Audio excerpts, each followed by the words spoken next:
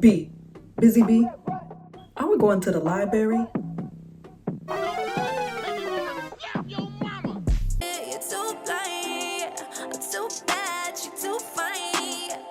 Team up, fucked it up, the money coming. Bitch glued up now, look who I'm becoming. These days I can tell I'm running or I'm running. Coming from the block, set it up, get it jumping.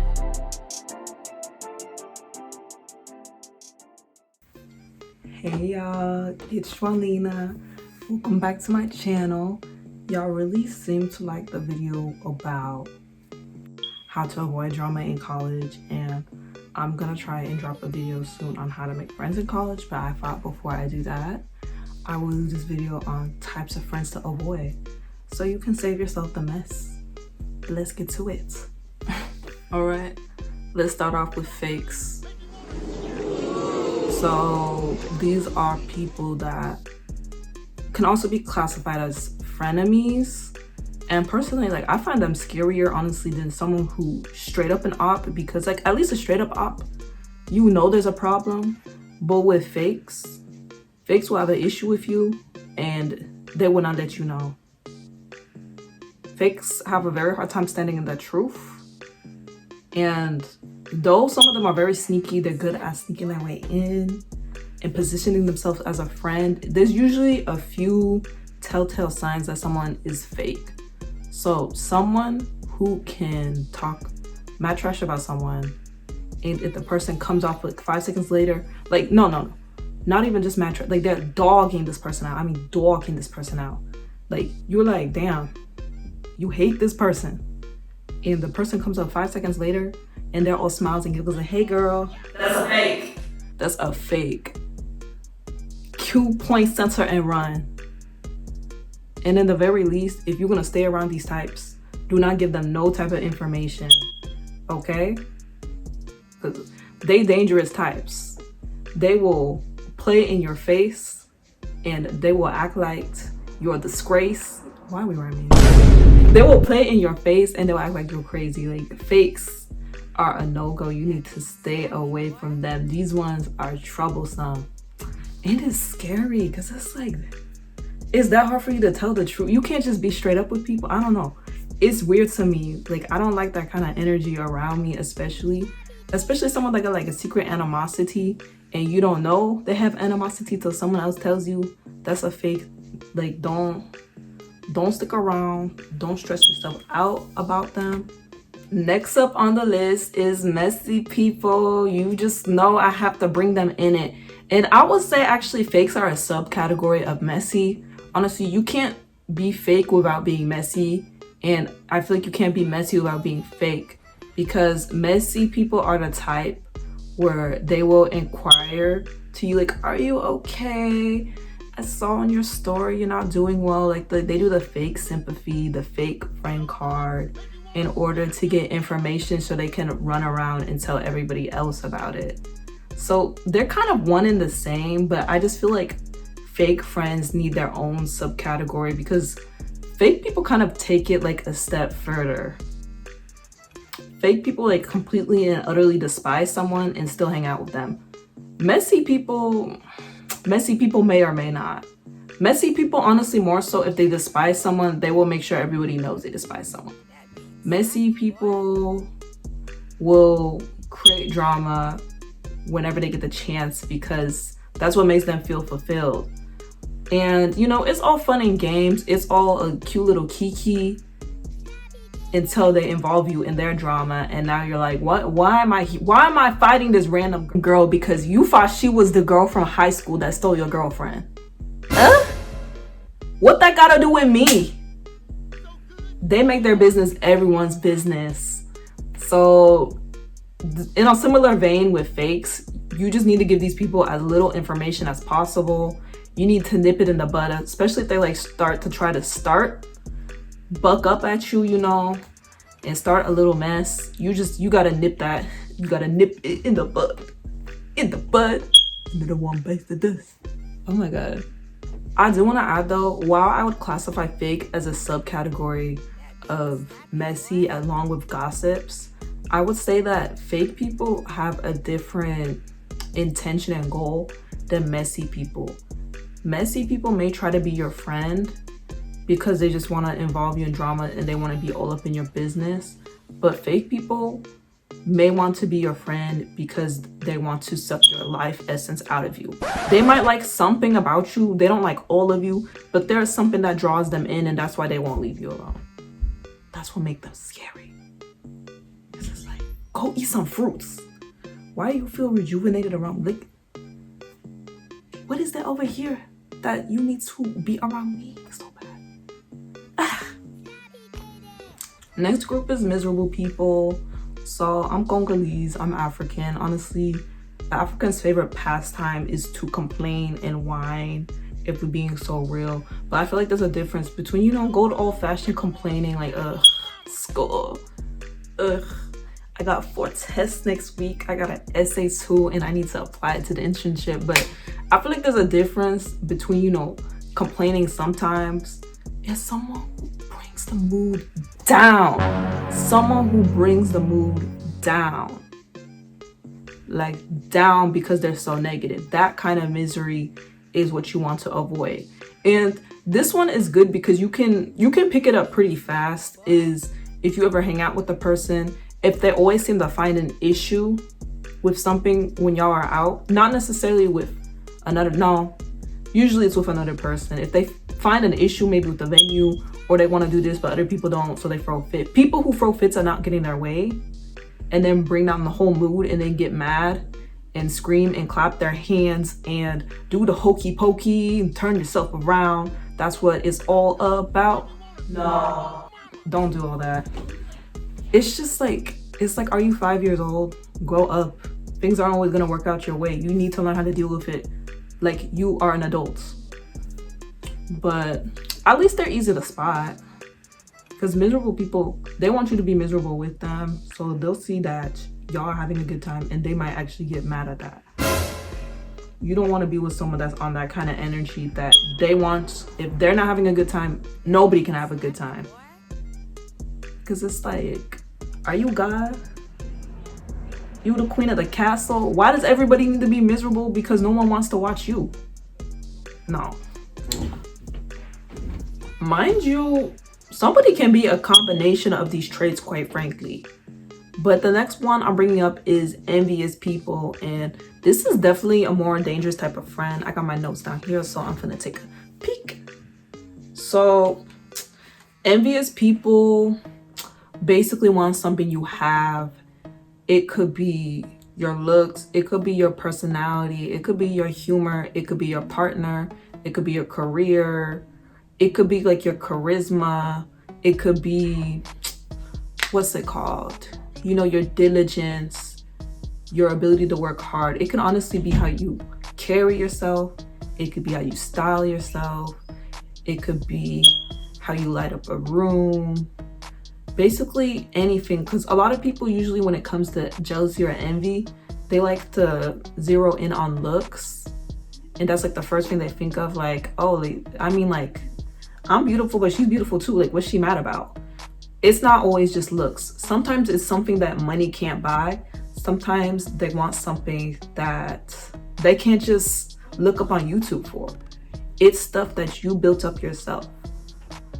And these types can be dangerous because they can try and get you harmed because they want to acquire what you have so badly, and they might be unsuccessful, but they may try their very best to make sure they're successful. So like if they want their partner, they might try to move in on you with that.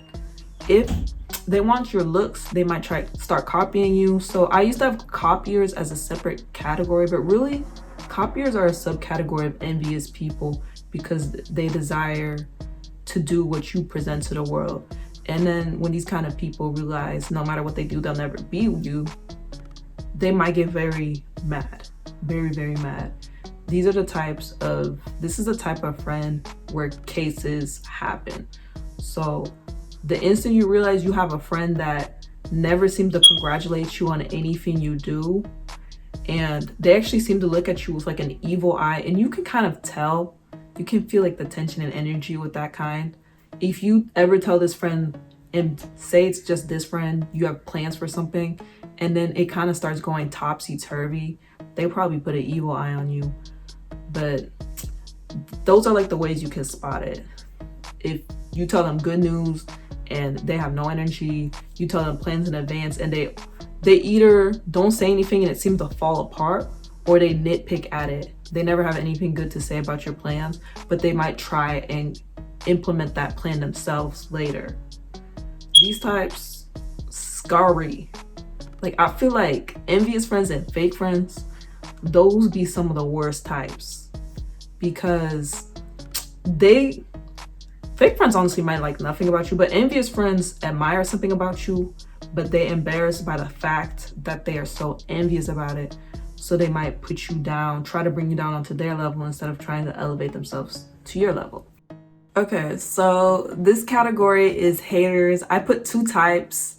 I got the real haters and slick haters. So real haters are basically, I'm so brutally honest. I'm just blunt. People can't handle the truth. Yes, those kinds. But you notice with these types that the only time that they are brutally honest is when they're willing to gleefully jump in and put someone down, just cut them out, rip them a new one. You know, that's the only time they're ever blunt. That's the only time when they're ready to dig in. That, you got a real hater right there. If they are excited to just knock everyone's socks off, push everyone down a mountain, you got a real hater. But if something good is going on, but they're never interrupting with their scathing hate there, like, oh my God, girl, you did it, I'm so proud of you, but they're never hype. It's never like a hype blunt honesty. They're only able to be honest when it's time to tear people down. You got someone who's managing to hide their shade, their bitterness, and their potential spite behind the facade of, I'm just super honest. And I feel like another way to see this is hit them with the same exact energy. Be just as brutally honest back and see how fast they want to smack your head off or get mad about it. Someone who wants to throw all this heat and shade in the kitchen and gets upset when they get scorched by the stove back was never really intending for y'all to stand up for yourselves. They were kind of hoping you would just play along with the act and you would just take their weird energy at face value like that. I don't know. Like, I just feel like if that's how you really feel, you just need to keep it straight up. Like, you don't need to say, oh, that's just how I am. No. You wanted to throw shade. You wanted to throw hardcore shade and you just didn't want her to call you out on it. Just say it like that. Okay, so the next type of hater is slick haters. Ugh. So these ones are a lot more low-key because they're smart about it. They're smarter about it. These ones are more low-key. And they often disguise their shade as jokes. Like, oh, we all look so cute, but Shanisa, I mean, you've had better hair days. And you get mad and you call it out and it's like, girl, I'm just playing. It's nasty. Give me the ick. They just want to be able to put you down without you being able to call it out. That's what it is. Honestly, even though there are 2 types of haters and one is more direct about their approach, like, yeah, you just can't handle the truth, I'm just too real for you. But this one is more like, your life is such a disaster and your nails always look bitten and chewed off. But I'm just playing, girl. I'm just playing. Even though they got like different approaches, they kind of have the same, they want the same outcome. They want to be able to hurt you, to put you down without you calling them out on it. But you're not gonna sit around and just let someone punk you and play you. You're gonna call it out. And you also don't have to deal with it. I also added for these types, if it's not in person with the oh, your face look like a frying pan, hit it. Then it might be like something over text. If there's someone like from Tumblr, they might keyboard smash and put something very, very, very rude, pretty offensive, honestly, and then like keyboard smash around it so you don't point that out. Or if it's like a regular person, they might put LOLs, LMAOs, a lot of emojis, but it does not hide the fact that you just said something really trifling and you are hoping I'm not going to say nothing because you put a heart emoji.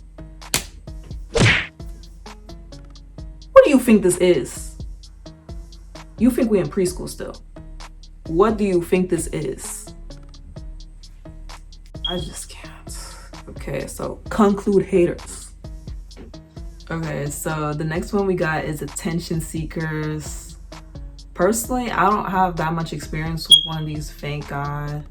But these are the ones that will act very strange to get the attention of someone. These are basically the type where maybe you told them something personal, maybe it's something a little TMI, and they will say it to these people. They will try to make you look bad in order to make themselves look good. I'm talking about those types.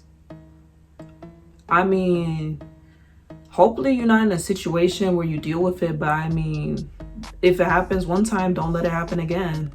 I think that's really the most I got to say, because for some reason, some people can't just shine on their own. They gotta like push people on the ground and step on them. And I mean, you're not a staircase. Last time I checked, you were not some stairs. So get yourself out of there. Oh, I'm about to talk about a favorite group of people, the opportunists. The most hype group of people as long as you give them what they want. So I'm gonna name some possible resources you have that they want to borrow, and then I'll name the two most common ones. It's example. So maybe you have a car, you frequently give rides, you're doing well for yourself, you got money, you're generous. Or it could be people that you associate with. Maybe you know designers, maybe you know club promoters, maybe you even know, honestly, people in your career pathway, stuff like that. Basically, the opportunist sees that you got it like that, and they want to associate with you so they can leech off of you. Yup. So I feel like the two most common ones really is three most common ones. The three most common ones is rides, money, and who you associate with, because they want to get in with whoever it is that you're cool with. Honestly, I don't have too much experience with this. I don't let people play with me like that. Like, if you only ever contact me and you were trying to get like the specific thing, like I peep it pretty fast. So one thing about me, like I usually know where parties are at. I know what's going on. I'm pretty good at being on top of that. So sometimes I have some people that only hit me up to figure out when parties are happening, and it's like I'll respond really, because if the only time you want to talk to me is to get something out of me, I'm not going to give you that. And based on what I've heard though, these people can be pretty fun to be around. I'm not saying they're great friends, but they can be fun.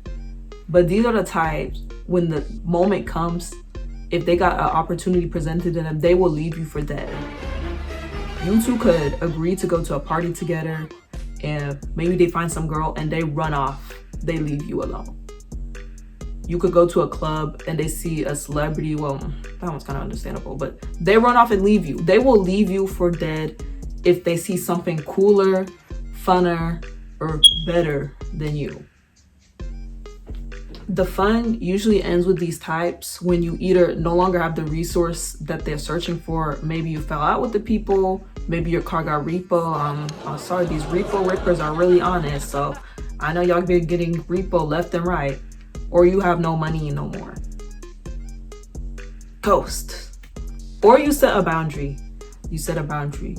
That's what's funny about opportunists is you could give someone 511 rides for an entire semester. In a new semester, maybe you got a bit less hours, so you're like, okay, I can't take my car out as much. They ask you, hey, can you take me? Okay, I'm in San Diego. Can you take me to LA? And you're like, no. then they might start cursing you out. They might blow up your phone. It depends. It really depends on what kind of entitled they might be. Some people might just ghost you. Some people may block you.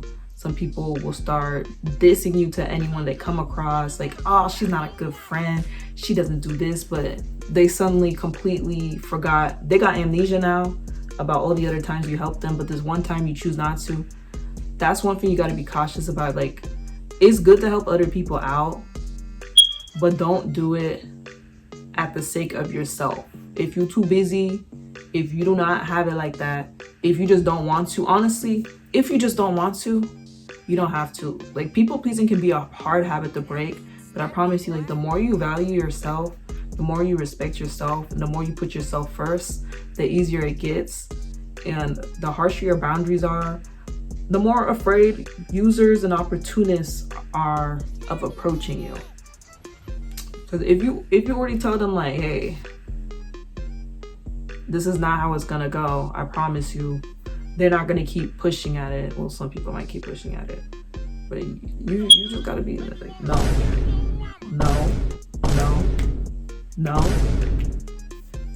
And I would also like to add, if you do any type of craft, like say you do nails, lashes, maybe you make jewelry, you do hair, you do waxes or something, be careful about friends that want to support your business, but only if they get it for a discount or for free. That's weird, because if you're a real friend and you want my business to succeed, you would be paying full price. Like, if I'm helping my friends, I'm paying full price. Like, this little bee, my little cousin made it. I pay full price for this bee. Because that's what a real friend does. Those are also opportunists. Because see how fast, when you first gave someone a discount, see how fast they switch it up when the next time they try to order, you charge them full price. Like, oh, I didn't pay full price last time. That's because you were my friend. But now I need money. Opportunists. Kick them to the curb before they kick you.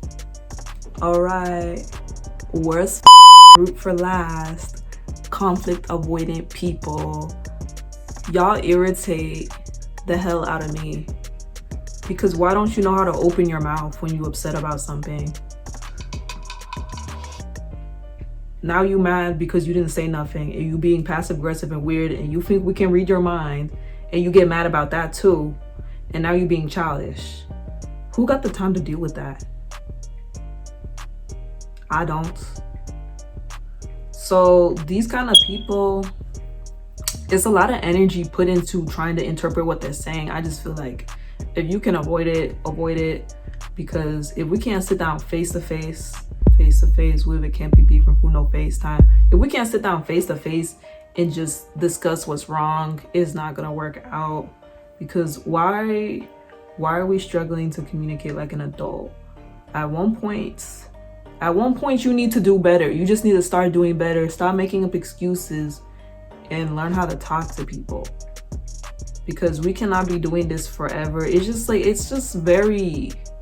it comes off as very weak to me. Like, you have no mind of your own.